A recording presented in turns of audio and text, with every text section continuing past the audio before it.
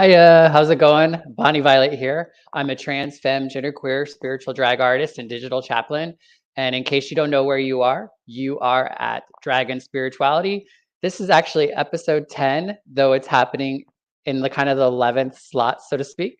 But this is episode 10 of 12 of our 12-week series titled Gender Diverse, which is sponsored by the Dragon Spirituality Summit, which is actually taking place this next weekend in just a few days.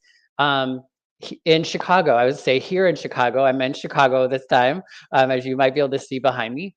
So you can still register if you're in the Chicago area or can get into the Chicago area. You can join in person, or we are also streaming the whole process online, including some of the spiritual care services, all the panels, the keynotes, the shows.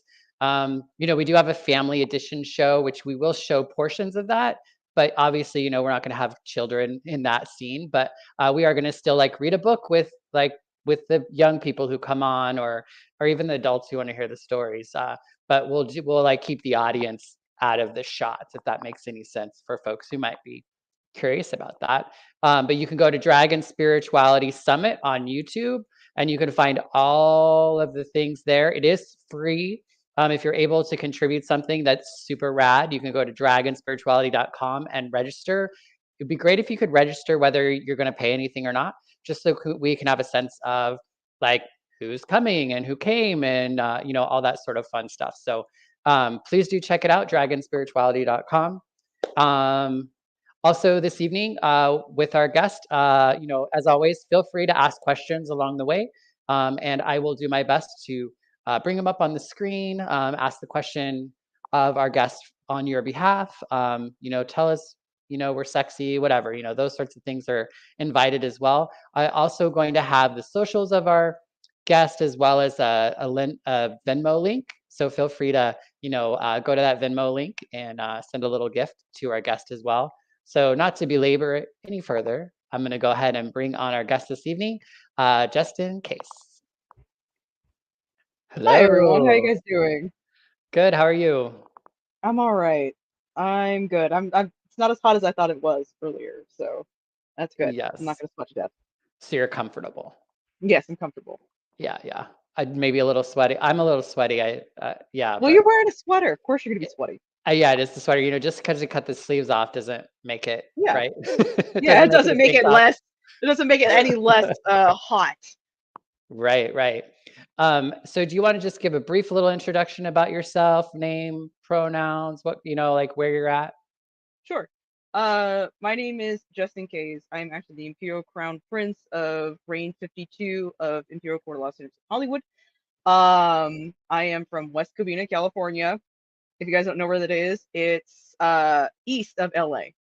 And I've been doing drag for a little close to 2 years. My 2-year anniversary is actually next Sunday.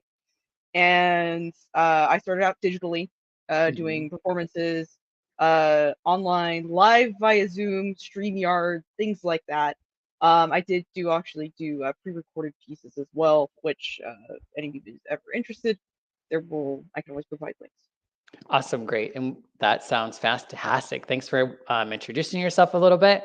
I like to just dive right into the conversation. So I would love to hear a little bit about what your experience was around spirituality or religion as a young person. Okay.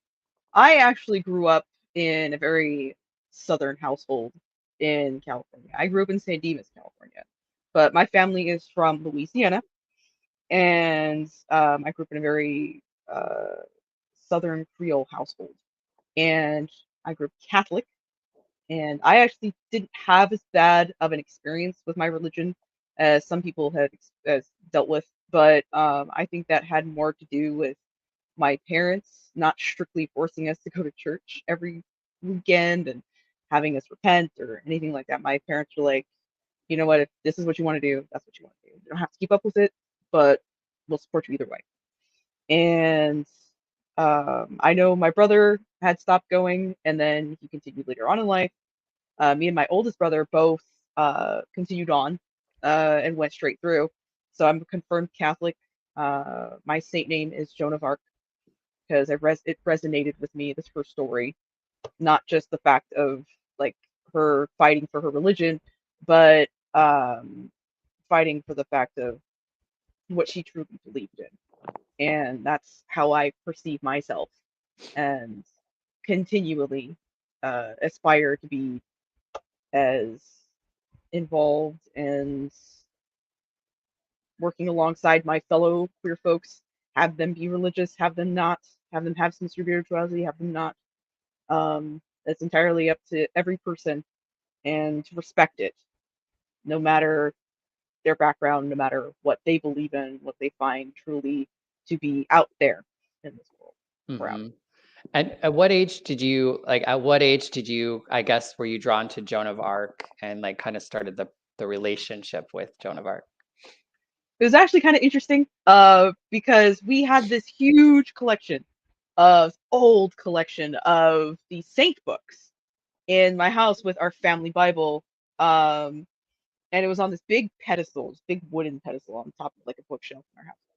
And there were these golden, shiny books. And me with my ADHD, I could not help but always pull them down and look at how shiny they were. So my mom offered, when I was going through my confirmation courses, was like, hey, why don't you offer these books to, your senior class, and help them figure out which one they want to be. And I was like, sure, why not? So I brought them over, and these were old books, and they smelled old, but the smell of old books is great. You opened it, and you could just kind of go through each saint up into a certain point, obviously, because these older books, I think they were like a generation from like 1960s. So you would open the books and open the pages. They're very delicate. They were literally the same paper as any Bible. So they were very delicate and very smooth. And I remember reading and hearing stories of Joan of Arc when I was younger, obviously from the historical aspect, and just in general, like everybody knows the story of Joan of Arc. So I was like, I like this, but everybody was picking, um, different ones that pertain to them, and we were told to pick something that called to us. And I was like, I actually really like just resonated with her story, and inside books and on the internet and everything. And it just sat there, and I was like, this is it. It it called, it just sit with me, and I can't really explain it, but it's more of like intuition, where it was like, Mm-hmm. this is you, this is where your life is supposed to be, this is what good you can do, is to stick up and be there for your fellow folks. Mm. Right, right. And how does I guess Joan of Arc relate to, I want to say, gender, whether that's your gender outside of drag or in drag, if at all? Like, what do you feel like there's a relation or a connection? At the time there could have been, because if you look at the stories, there's not a lot of female saints out there. Mm-hmm. And like there's enough, but uh I just resonated with Joan at the time. I Right. never fully identified as a woman, as female, and it was something I never was comfortable with, even when I was a child.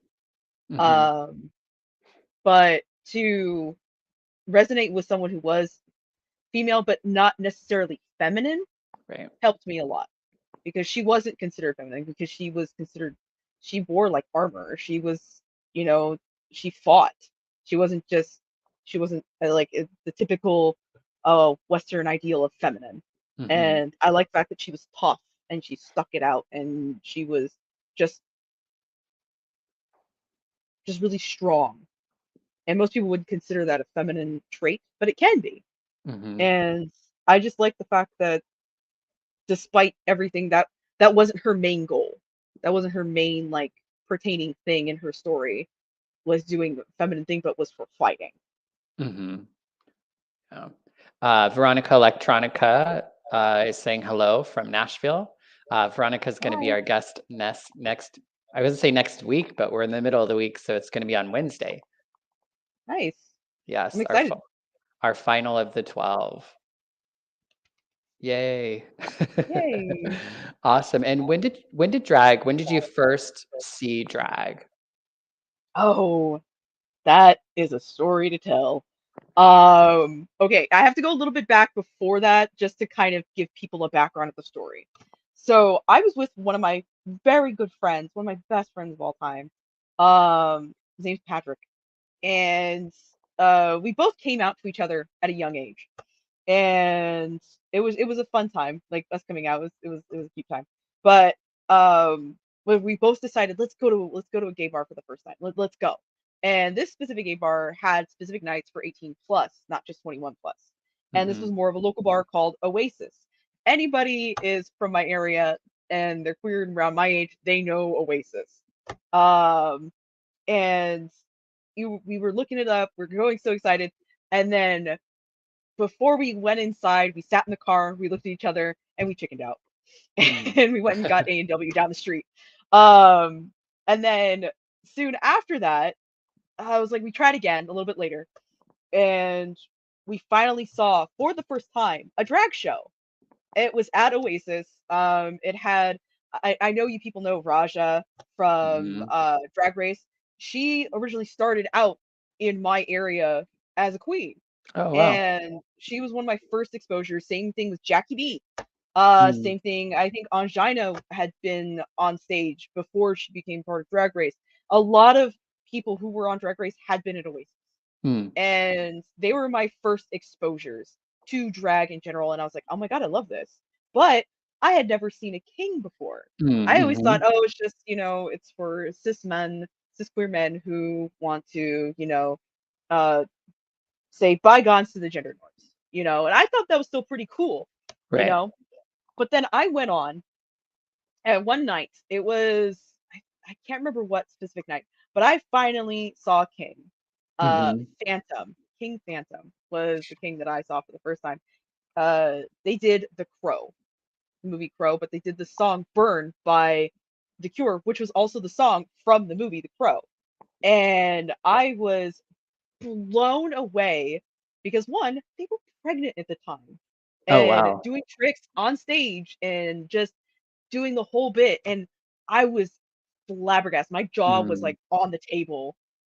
I was like, oh my God. And then I thought afterwards, I can do this? Mm. Me, person with a with breasts and everything. I was like, I can be a drag person. I can be a drag persona. I can have one. Mhm. So after that, I was like, I want to do this. But I didn't do it for at least 10 years after my Mm. inspiration. Um, Why is because that? I had oh, Yeah. I'm actually about to get into that. Oh, alright. Yeah, I didn't get into it not necessarily out of like fear or anything because I had a really accepting family. Came to a very young age and everything, but I had this problem with makeup. I grew up not being forced to follow gender norms, but girls at school would be like, "Why don't you put on makeup?" I had a friend actually pluck my eyebrows, and it was the worst experience of my life. And I didn't like the idea of having to put on all this stuff. And then it's also considered in some aspects to be more feminine, which I know is Mhm. not true either. And so I finally just sat down and I was like, you know what? After all these years, let's do it. Let's try. Because what I did was I started doing TikTok, and that was when I finally started putting on actual makeup for Mm. the first time on my own benefit. Not anybody else's choices, not anybody else's expectations. Just doing it out of a creative aspect and trying to figure out what I would look like with any of this on. Mhm. And it was the it was so much better than I ever anticipated. Finally seeing this face after all those years of being too nervous, or because I also have a lot of allergies too. So I was scared of like causing allergies and all this other stuff. And it it didn't cause any problems. Like I was just, you know what, I'm gonna keep going. I'm gonna see how far I can go. And then I was like, you know what? I want to actually start like really doing drag and Mhm. really pulling out this masculine persona of Justyn out and really putting him out there and showing him to the world. And it just got better and better, and it made me feel so much better about myself than being forced into the aspect of being my birth sex Hmm. completely by putting on makeup and looking feminine. I could look like this still and still be wearing makeup, and it's fantastic. It's like it's an art form. It's a Hmm. whole other art form, Yeah. and I feel so good about it. Yeah, that's cool. I'd never heard that perspective before as far as like makeup in that kind of journey, especially I think around like as a trans person myself Mhm, who wasn't identifying as trans until I mhm. started doing drag. And so like drag kind of like opened up, I guess, access to my gender, but there's still some of those things. Yeah, I don't know. I know how sometimes my gender or my perceived gender or sex Mhm. assigned at birth kind of plays into my drag. Can you talk a little bit about kind of like is it how that's distinguished for you, if at all? Like the difference between drag and my actual gender itself. Mhm. Um, well, like I said earlier, I never felt comfortable identifying as a girl. Mhm. Never did. I don't also feel comfortable being identified as a man either. I am a non-binary trans mass person, but I don't feel comfortable being perceived as masculine. I like being perceived in the middle, Right. completely just off the wall in the middle. And when people can't tell, that's where I feel my gender euphoria. Mm. So putting on Justyn, I obviously look more masculine. I feel great being perceived as male on that. That's fine. Outside of it, I'm like, let's not. Yeah. Let's look outside those boundaries, please. Mhm. And I mean, come on, non-binary. I guess non-binary flags in here. Right, right. But being going from my age and being uncomfortable as perceived as a girl, being told that I can and can't do, but being complimented at times where I did do something masculine that actually made me feel good about myself. Mhm. Those are the times where I was like, that feels good. I wish people would see that more. And another thing is I had a very cracky voice growing up because my voice was changing with my Mhm. puberty. And I got made fun of horribly for that voice. Mhm. I will not go into much detail because it can be very derogatory and offensive and also brings up some bad memories. I'd rather not go down that road. Yeah. But I got made fun of a lot for having my cracky voice. And I have this mental block now where I can't lower my voice on my own. Mm. I have to. It's something I'm working on. Obviously, I have to go through therapy and all that stuff. But to let my voice be more naturally deep, it's uncomfortable because I have that trauma of being Yeah. made fun of for having a deeper voice, Mm. despite the fact of my actual at my signed sex at birth. Yeah. So and this is like and being Justyn and being perform more masculine songs helps in a way, helps with my euphoria. But outside of it, I want to be perceived as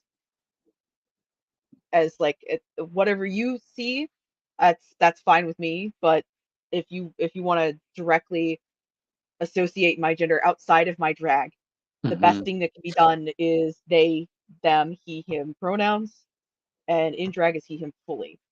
So when I'm Justyn, he, him. I'm a dude. But Mhm. outside of it, I am AJ. I am. I do not want to be perceived as one or the other. As a mix, great, Mhm. but do not assume. And that's where like a lot of my gender euphoria comes from is when people try to assume but can't figure it out, and Right. then they get confused, and I get very happy.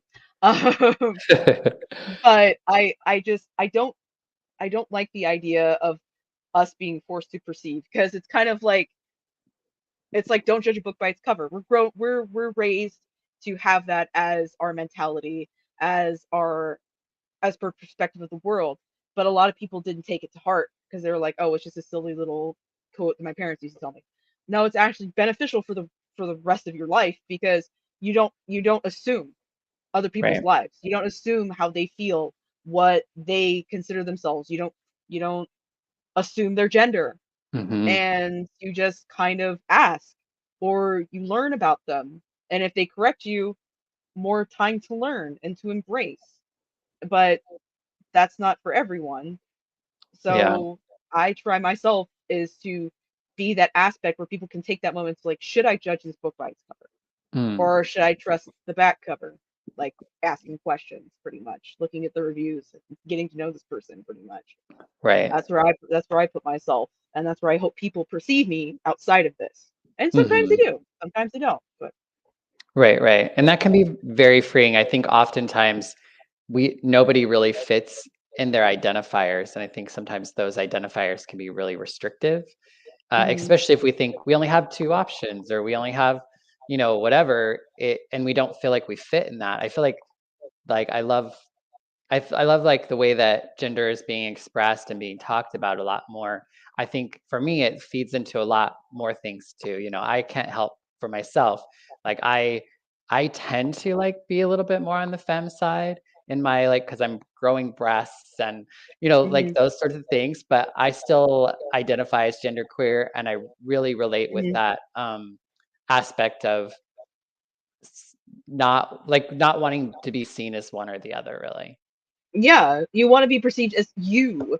You want to be perceived as Bonnie Violet, not Right. as what people assume from the rest of society and our social status and Hmm. our and what we were grown up to, to do is to assume is just to be like call people ma'am and sir. What if somebody doesn't like being called that?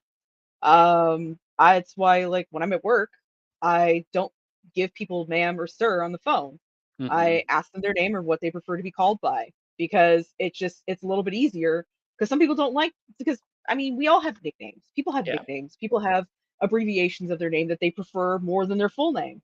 Because of their full name, maybe they were called that when they were in trouble when they were kids. So Right, it, right, doesn't makes them unhappy. It makes them give them some bad memories. So why not ask like, hey, do you prefer Christopher or do you prefer Chris? right, What do you like to be called? And they're like, oh, that's fine. And I'm like, cool, okay. But sometimes they're like, actually, yeah, can you call me this? And I'll be like, oh, cool, that's fine. It works with me. right, right. And it's just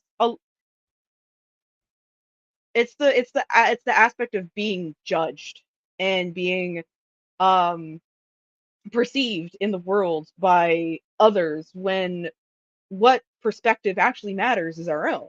Mhm. Um and that's like it going back to like the spiritual part, this whole thing. Um I grew up not perceiving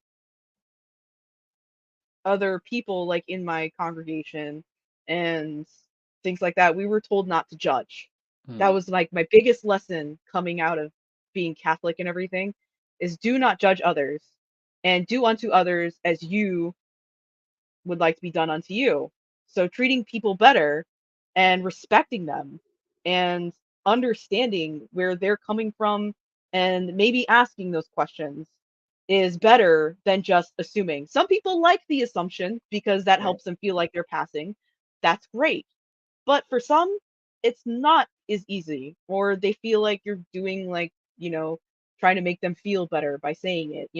It's just a perspective. So Mhm. like how would you feel if somebody else called you by somebody else's name all the time? Right, That's how right. it's always been seen. Mhm. And I would not want to be called by somebody else's name all day long. Right. So why would you want to do that to somebody else's gender? Yeah, yeah. I mean, I think more than trans people obviously benefit from that sort of approach with things, because there, Yeah, like you said, there are plenty of things that we get called automatically that we're like, no, don't call me that, or it bugs me. Like, ma'am, sir is like a yeah, really common thing said that a lot of people, even cisgendered people, don't like being called ma'am or sir yeah, for whatever yeah, reason. yeah. Like like working in customer service, you kind of get that aspect of like, does this person like being called ma'am or miss? Because it's that aspect of that of like of most of the culture where age is inappropriate, like asking for a woman's age is inappropriate kind of thing. So calling someone ma'am when they look older, that may offend them because they don't Mhm. want to be perceived as older, which is fine. Right. So why not be like, would you mind if I called you ma'am? Or would you prefer miss or ms or something like that? and usually be like, oh, you don't mind, I don't mind being called ma'am, or I don't mind Right, being right. called this. And me growing up in a Southern household, like I mentioned earlier, it's something that we're taught to do out of respect. But I broke myself out of that at a younger age because I noticed a lot of people did not like younger people calling them ma'am. Mm, Sir was fine. You know, a lot of guys didn't mind sir, but it was ma'am. If I called somebody ma'am at my young age, I got dirty looks because it's like you do not know a woman's age or something like that, you know? right, right. Yeah, yeah. How how has it been? I guess I know you have a crown. Do you wanna Hmm. talk a little bit about, how you got that? How you acquired that? I acquired this by being part of the Imperial Court of Los Angeles and Hollywood. It is part of the imperial court system that spans from Canada into Mexico. And what we do is a lot of nonprofit work and things like that. And being the Imperial Crown Prince, I have a crown. I have Mhm, one as Imperial Prince, and this is the same crown. But this is what we wear for coronations, um, photo shoots, things like that to show our regality. And this guy is heavy as hell, and I'm not gonna put it on my head. Um, but we get crowns as a statement as to our position. A lot of the state crowns that we get, and coronation crowns that the emperors and empresses get, they are massive and they are so tall and so big and so sparkly. It's gorgeous, but mhm, they're also very heavy. It's a burden. It's a burden to bear because it is heavy, and a lot of people misinterpret that, um, the size and the weight until they actually feel it and they're like, oh, so it's not just aluminum with plastic gems. No, this is literal metal with like gold plate and everything. It's mhm. so big. This is the front, so it would sit on my head like this, right? Right. And it's it's something I don't really wear all that often, but being part of the court, I have no problem showing off because it gives people an idea of what it draws them in, obviously, but it gives them an idea of our position, what we do, and what we Mhm, represent. And everyone has a crown in the court, no matter your position. Some courts maybe not, but ours definitely. And mhm, our court is one of the ones that have the most trans folks in it and represent the most trans people because the Queen Mother of Southern California is Karina Samala, mhm, and I love that woman so much. But she's a trans woman, and she has so many big crowns, and she looks magnificent in every single one. But um, what we do for our court mostly is work with a lot of the different BIPOC trans organizations, and it's mostly what we do is charity work, nonprofit work, do more for the community, things like that, and um, that's something I'm always going to be proud of by being mhm, part of the sport. I know like a lot of people do, it's like a lot of pageantry, stuff like that, but that pageantry, the events we put on, things like that do help go towards like scholarships. Um, the organizations that we are close with, like St. John's Wellness Center, which works with the queer and BIPOC and underrepresented communities, mhm, especially the less fortunate communities, um, who don't have like the benefit of having clinics and things like that. That clinic goes from everywhere. And what they do is obviously offer vaccines, which I actually got from St. John's themselves during one of the Pride events that happened in August. mhm. And this is my second one. I got this from a bar, but my first one I did get from St. John's. And Mhm, um, the fact that during the monkeypox outbreak out here in LA is is really detrimental, but it shows the strength of our community in LA because we all banded together and started vaccinating each other and working with clinics to get the vaccine and put it in those who are more prone to getting sick, like the high risk people. Like for me, I'm immunocompromised due to my health conditions, and I'm a drag performer. So mhm. I was like, I'm not taking any risks. I'm not going to expose my wife. I am not going to screw this up. So I I got this, and it's kicking my butt right now. So Yeah, yeah. uh, it's kicking my butt. Right. But yeah, but we do a lot for the community, and that's one of the things I'm always going to be proud of by being part of the court and doing what I can with them. Right. And like the court system has such a long history, isn't it like 40 or plus Oh, it's years? longer And than that. It's longer yeah, than that. yeah, I think Yeah. like is it close to 50, I think? Or is it even Well, more? we're going to be hitting reign 53. So Okay. think about that. That's Right, right. 53 years with our court. We are not Mm-hmm. the first court. I don't know the top of my head. I don't know which one is right now. But they would have the most reigns sitting with them. Mm-hmm. And there's different ones that are like there's different ones all across the country. Obviously, there's one in Canada. There's even one in Alaska. Right. There's one in Hawaii. There's which is one of our sister courts actually. And Hawaii and Hawaii. Mexico is part of it too, correct? Yes, Yeah. yes. Mexico, there are some. They're not a lot, but it is expanding. Mm-hmm. And Canada obviously is expanding itself. The U.S. there's not as many courts out east, but there is.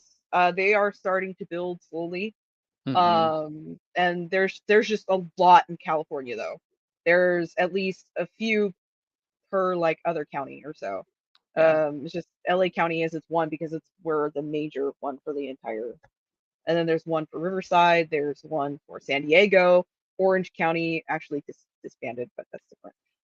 Then we have one for Long Beach specifically. We have different ones for Central California. Obviously, San Francisco Mm-hmm. has their own, and they just had a coronation, correct? Yes, yes, I was there guess it was last weekend. Yeah. Yeah, it was my first official it was like my first coronation, which I've been aware of the court for about 20 years. And it's great to hear how relevant it's stayed. Like Hmm. we're starting to see like I'm originally from Idaho, and like they recently like elected the first like black Hmm. empress. I think that's the title, right? Yeah. um, and uh, and so like it's great to see that the organizations kind of moving with the times and really kind of Hmm. continuing because I feel like it's always been like initially my understanding was always around HIV and AIDS, and that was like a really Hmm. big needed thing at the time. And it's Hmm. still something, but not to the degree that some of these other, um, Hmm. I guess, issues or Hmm. opportunities for community to, look out for itself, I guess, or out for one another. Yeah, and not every court and every court has its own kind of thing. Like for us, we're more leaning towards like the trans community, due to the organizations we work with the most, who Right. help with HRT, underprivileged folks who like especially where our court has actually taken care of two refugee families from the Ukraine, Mm-hmm. I believe. Ukraine or I can't remember. But we're taking care of them and their kids, getting them vaccinated, getting them in schools, things like that. It's not just like raising money and scholarships. It's actually like we actually do reach out and help the community. We do a lot of homeless work. Every month I believe we do one, and Mm-hmm. it's just it depends on the some people still do work with the HIV and AIDS. We still do work with that as well. But like I said, not as many do it as much. But a lot of the clinics we work with still work with them, and we help raise awareness and things like that. But right now, because of COVID, and the monkeypox and everything, that's mostly what we're focusing on is Mm-hmm. getting the community vaccinated and helping with their health needs and whatever we can do to help make it easier for them Right. and everyone else. How would you say that your drag and spirituality are connected now?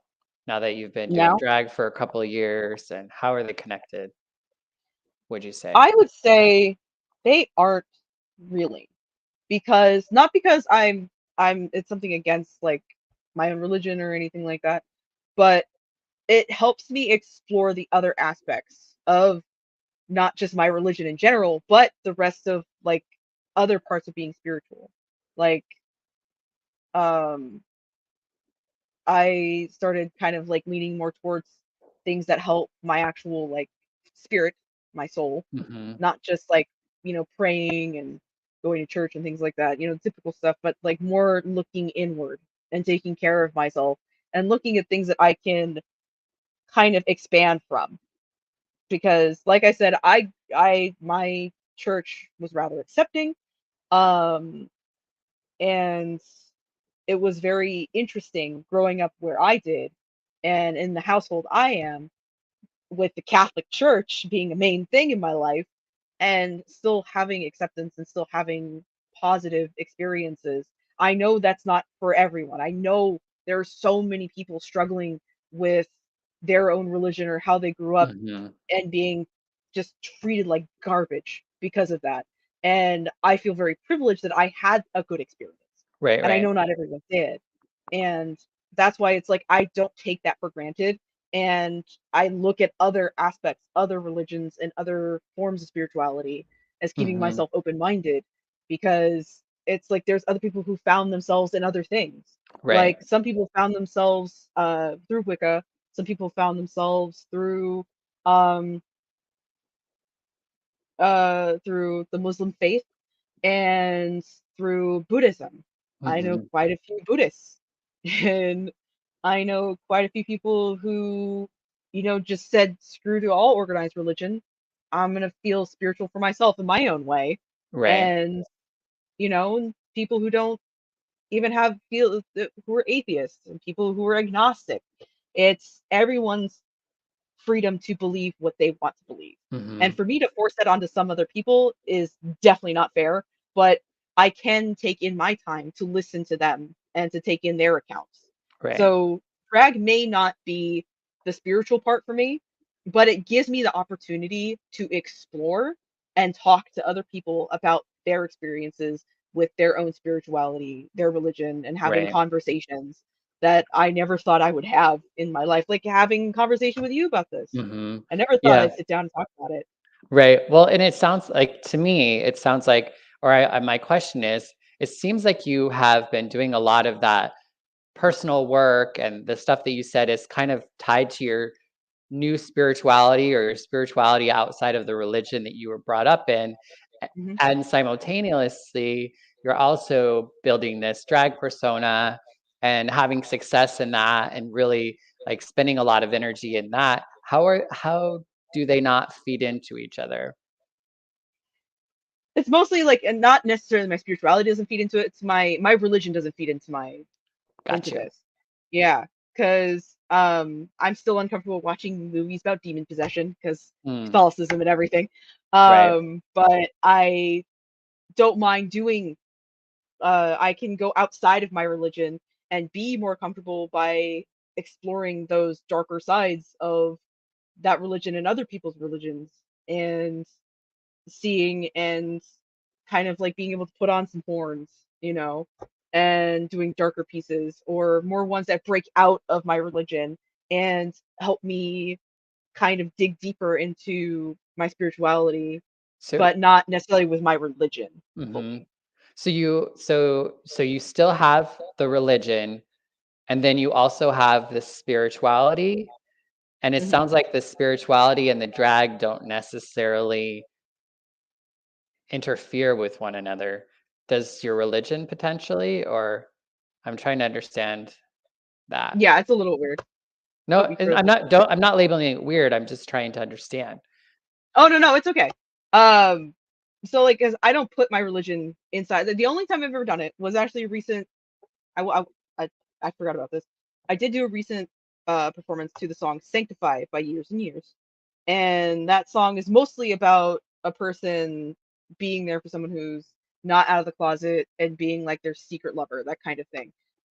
But a lot of the imagery I was getting while listening to the song, when I first listened to the song, it was a lot of um, somebody coming out from their religious background and pulling it and kind of becoming something deeper. Mhm. And my performance was like that. I had worn a rosary, I had pulled it up and flung it across the room. I became something more sultry that I normally Mhm. would, because this is more of not necessarily a personal piece, but something I can explore with my drag.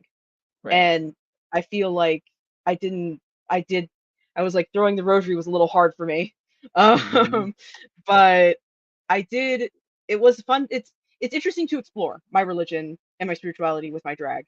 but it's not something that I focus completely on, Mm-hmm. because I have that opportunity. Like I said, I had a good experience in my religion, so I don't have to dig so deep and And break a it's still lot of, and yeah. it's still your religion though. It's still my religion. I am still Catholic. I still pray the rosary at funerals. I still uh I still listen to my mom when she gives me when she reads out of her book, her psalms and stuff. Mm-hmm. And I mean, sometimes when I when I struggle with a lot of myself, I pull out my rosary that I always have with me, even in my backpack when I go to work. I pull out my rosary and I just kind of mess with it. Not like mess with it, like I hold on to it, I Right. use it, I look at it, and I kind of think back. And it's not it's not a bad thing for me. It's not something bad to look upon. Mm-hmm. And um that's why it's like I feel like it doesn't interfere, but it doesn't play a huge part into me exploring and things like that. It's just a part of me. Mm-hmm. And it's not necessarily an inspiration for Justyn, but it is something that helps me define myself and maybe add a little something extra to my performances once in a while. So it's not it doesn't have too much I don't have too much of a problem Right. when it comes to my religion. My spirituality, it plays an effect with my drag and everything, but Mm-hmm. not my actual religion that I grew up and raised on. Understood. Well, we are pretty much out of time. We have about 3 more minutes, so I would like to give you an opportunity to speak on something that you would like to speak on that maybe we haven't, or to highlight, and or just invite people to connect with you somehow. All right.